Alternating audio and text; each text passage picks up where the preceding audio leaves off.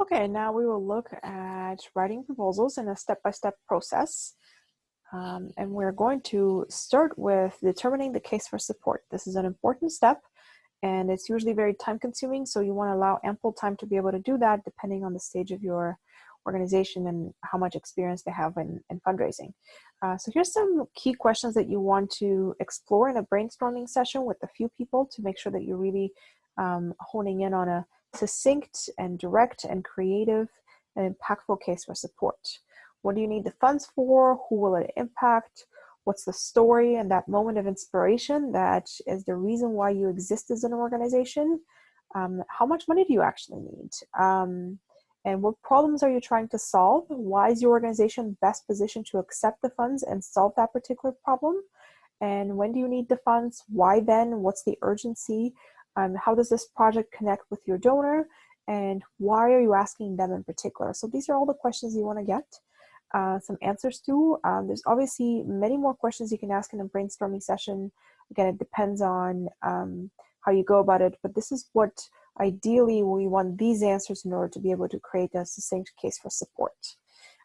In step 2, you're going to gather some assets. So this is the information you're going to need in order to create the proposal in a visually eye-catching and appealing way. So you want to identify 2 or 3 impactful, thought-provoking images that you're going to use. Identify any logos, letterhead, formatting that you need to be worried about. Gather metrics and organizational background and some statistics. What year you were established? If you have those points of pride, the first, the only, one of the top, you want to verify those as well.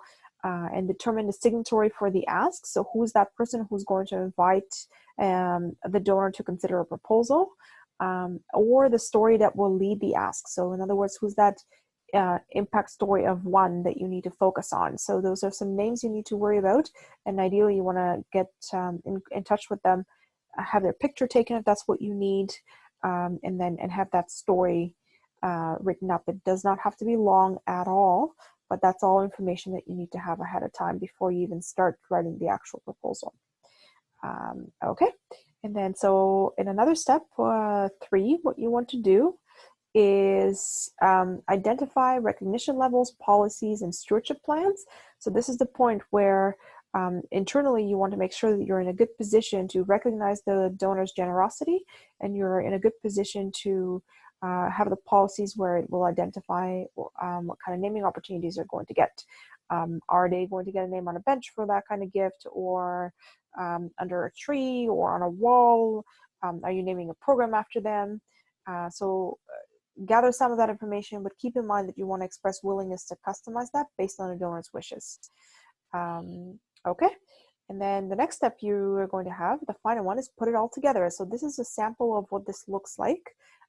There's a letter of invitation from a senior leader or program staff ending with a specific, succinct, 1-sentence ask mentioning the amount.